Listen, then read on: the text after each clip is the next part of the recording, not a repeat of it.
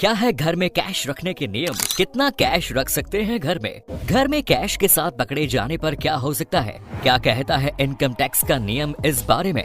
कैसे होती है ईडी की कार्यवाही? ऐसे ही जरूरी और दिलचस्प सवालों के जवाब जानने के लिए बने रहिए दोस्तों आज के इस वीडियो के आखिर तक। दोस्तों, नोटबंदी के बाद बहुत से लोगों ने घर पर कैश रखना तकरीबन बंद ही कर दिया है, क्योंकि क्या पता कब किस तरह का फरमान जारी हो जाए। लेकिन वहीं कुछ और लोगों की बात की जाए तो अब भी ऐसे बहुत से लोग हैं जो घर पर बहुत सा कैश रखते हैं ताकि किसी इमरजेंसी के वक्त या किसी दूसरी जरूरत के वक्त पैसे का इंतजाम करने में ज्यादा दिक्कत न आए। इसके अलावा बहुत से बिजनेसमैन ऐसे होते हैं जो कि कई बार घर पर ही कैश इकट्ठा करते रहते हैं ताकि एक साथ बाद में उस कैश को बैंक में जमा करा दे। लेकिन हाँ, कुछ लोगों को बैंक या एटीएम जाने में थोड़ा आलस आता है, तो ऐसे लोग घर पर कैश जमा करके रखते हैं।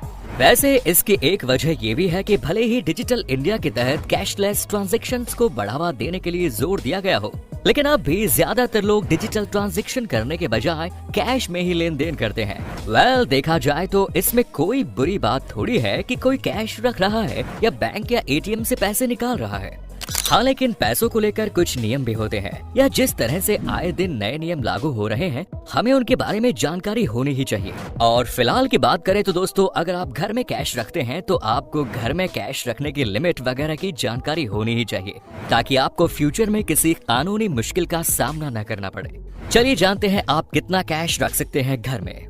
घर में कैश रखने को लेकर अगर इनकम टैक्स के नियमों पर नजर डालें तो दोस्तों, घर में हम जितना चाहे उतना कैश रख सकते हैं। इसके लिए कोई भी लिमिट नहीं है कि आप इससे कम रख सकते हैं या इतने तक ही रख सकते हैं। इस तरह की कोई भी रोक टोक नहीं है। लेकिन दोस्तों, अगर आप अपने घर में कैश रखते हैं तो आपके पास घर में रखे उस कैश का सोर्स होना चाहिए कि आखिर वो पैसा कहाँ से आ रहा है या कहाँ से आया है, या जो कैश है वो आपके इनकम के हिसाब से होना चाहिए। क्योंकि अगर जांच एजेंसी इस बारे में पूछती है तो आपको ये बताना होगा कि आखिर आपके पास वो पैसा कहाँ से आ रहा है, आपके इनकम का सोर्स क्या है, और जो कुछ आप बताएंगे उससे रिलेटेड अगर डॉक्यूमेंट हो सकते हैं तो वो भी आपके पास होने ही चाहिए, जैसे इनकम टैक्स रिटर्न से जुड़े डॉक्यूमेंट्स वगैरह है। अब जानते हैं कि अगर घर पर लिमिट से ज्यादा कैश है तो कितनी सजा होगी, कितना जुर्माना होगा। जैसा कि हमने आपको बताया कि आप जितना चाहे उतना कैश रख सकते हैं, लेकिन आपके पास उस पैसे का सोर्स होना चाहिए। और अगर आप ये जानकारी नहीं दे पाते हैं कि आखिर आपके पास जो पैसा है वो कहां से आया है, तो आप मुश्किल में पड़ सकते हैं। आपके पास मौजूद कैश से जुड़ी सही जानकारी नहीं दिए जाने पर आपको भारी भरकम जुर्माना भरना पड़ सकता है। ऐसे में आपके पास से जितना भी कैश बरामद किया जाएगा या जब्त किया जाएगा, आपको उस रकम का 137% जुर्माना भरना होगा। मतलब आपके पास जितना कैश रखा है वो तो जाएगा ही, इसके ऊपर से 37% और आपको फाइन भरना पड़ेगा। अब जान लेते हैं कैश निकालने और जमा करने के नियम। दोस्तों, जैसा कि हमने बताया कि कुछ लोग घर में कैश रखते हैं ताकि उन्हें बार बार एटीएम या बैंक न जाना पड़े। ऐसे में आपको पता होना चाहिए कि बैंक के नियमों के तहत अब पैसे निकालने और जमा करने को लेकर भी नियम बदल चुके हैं। अगर आप अब बैंक से 50,000 से ज्यादा कैश निकालना चाहते हैं तो आपको ये कैश बिना पैन कार्ड के नहीं मिल पाएंगे। वहीं अगर आप 50,000 से ज्यादा का कैश जमा करना चाहते हैं तब भी आपका पैसा बिना पैन कार्ड के जमा नहीं हो सकता।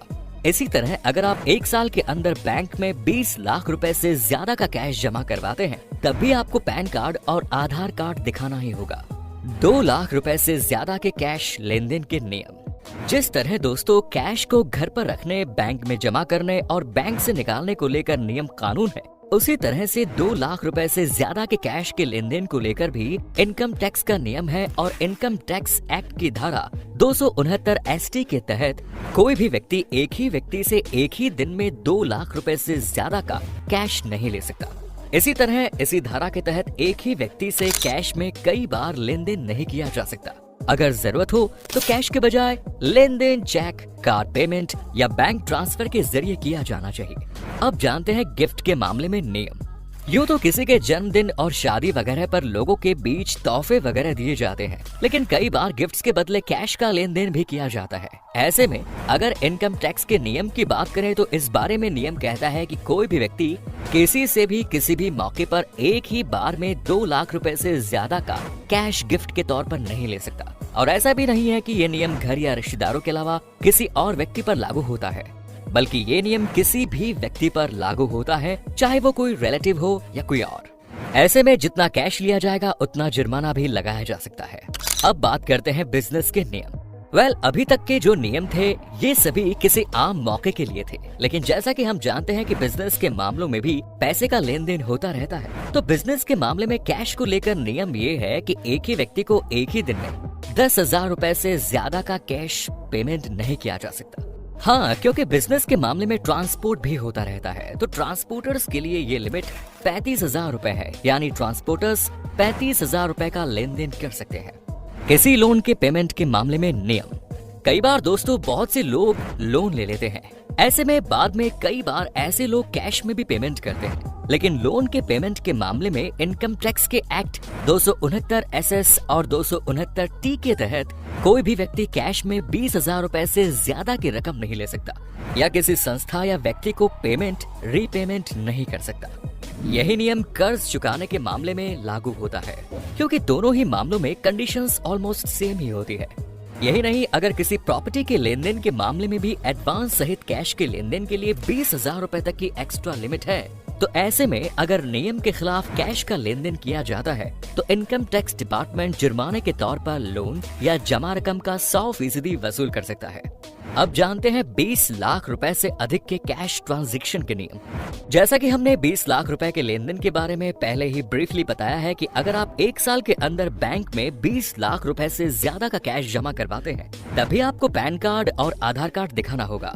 लेकिन इसके अलावा भी दोस्तों 20 लाख रुपए से ज्यादा के ट्रांजैक्शन को लेकर कुछ और नियम और सीमाएं हैं जो आपको जान लेनी चाहिए। वो ये है कि एक फाइनेंशियल ईयर में 20 लाख रुपए से अधिक के कैश ट्रांजैक्शन पर भी जुर्माना लग सकता है अगर आप इसके सोर्स के बारे में वेरीफाई नहीं कर पाते हैं तो। इस तरह कई बार बहुत से लोगों को शॉपिंग का काफी शौक होता है, ऐसे में कुछ लोग शॉपिंग के लिए ढेरों का कैश रखते हैं और कैश में ही पेमेंट करते हैं, लेकिन ऐसे लोगों को भी ध्यान रखना चाहिए कि 2 लाख से ज्यादा का पेमेंट कैश में नहीं कर सकते। इसके लिए भी आपको पैन और आधार दिखाना होगा। अब मेडिकल इंश्योरेंस प्रीमियम को लेकर नियम जानते हैं।